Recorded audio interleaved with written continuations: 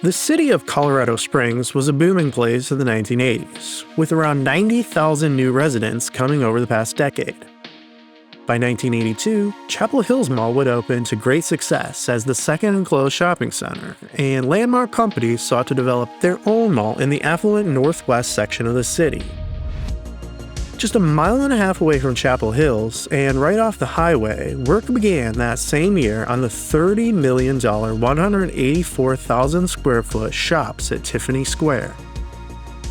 But with poor management and bad timing, the mall could never compete with Chapel Hills, and would sit largely vacant from the beginning. In the early 90s, the mall would be converted into leasable office space, which it still operates as today. But fortunately, the decision to leave the concourse largely untouched was made, leaving a food court, planter boxes, and a beautiful fountain still operating in these quiet hallways.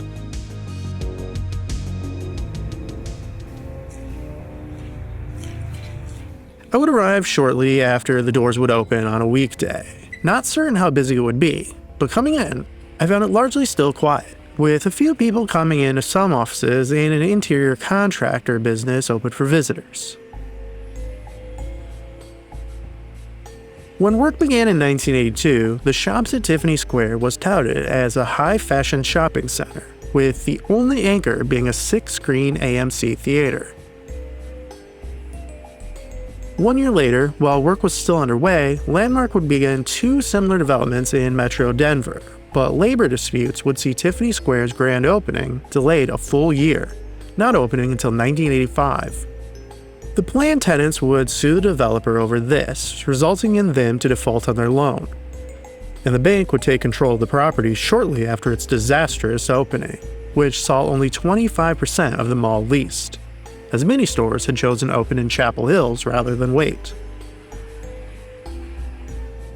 The AMC would open Friday, October 11, 1985, handing out gifts for the first 10,000 visitors, along with the sweepstakes for a free trip to Hollywood.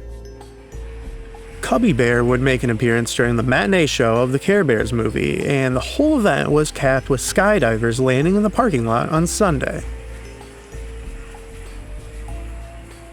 The main mall would operate quietly over the following years, with the only thing I found being an exhibit of local painter Buffalo Kaplinsky's art held in the mall in 1987.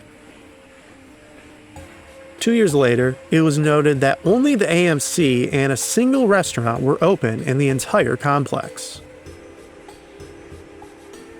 In 1994, as part of the federal bailout of savings and loan companies, Tiffany Square would be sold for just $3.35 million to California-based developer TMP Partners. They would spend $10 million to convert the property into office space, while still retaining the mall concourse. Within 3 years, they were fully leased and announced a further $700,000 in upgrades to add an employee gym, locker rooms, upgrade the bathrooms, create new entrances, and add landscaping. They had converted the entire second story into a single large office, which was filled by MCI WorldCom Telecommunications, who operated a call center here. But in 2002, the company would go bankrupt, finally being acquired by Verizon in 2006, closing their Colorado Springs location in the process. It was around this time that the AMC would also finally close, just in time for the new recession. Yet again, Tiffany Square found itself largely vacant, and in 2007 would go into foreclosure. The mall would eventually bounce back with a new owner, bringing in various companies to fill spaces, such as numerous call centers like Ryla and Precision Response Corps coming and going. In 2011, Intelitech Medical Institute would renovate 40,000 feet for 31 specialized classrooms at the cost of $1 million. In 2013, Red Rock Church would move into the former AMC Theater, formed by the son of evangelist Charles Stanley. They had been holding services at a local high school for 6 years before moving here.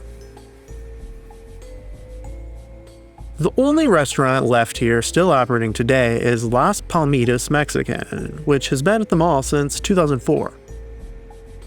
In 2010, however, they would get in trouble for dealing meth, cocaine, and heroin inside, resulting in a new owner purchasing the business, which had an additional location elsewhere in the city.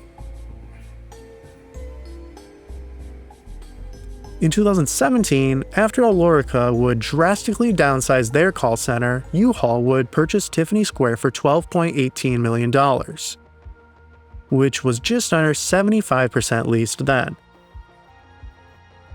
They would go about converting much of the second story into personal storage rentals, while continuing to rent out the bottom level. Intelitech College would be bought out in 2015, closing this campus shortly thereafter, which at that time was getting bombarded with bad reviews online. Red Rock would also close during the pandemic, but today much of the mall remains leased, with several radio stations, offices, and call centers taking up the bulk of the space. Since its opening, Tiffany Square never succeeded as a retail center, and since renovating into an office space has had numerous ups and downs. But through it all, it has managed to retain the original 80s architecture, which its new owners have left intact since taking control some 8 years prior.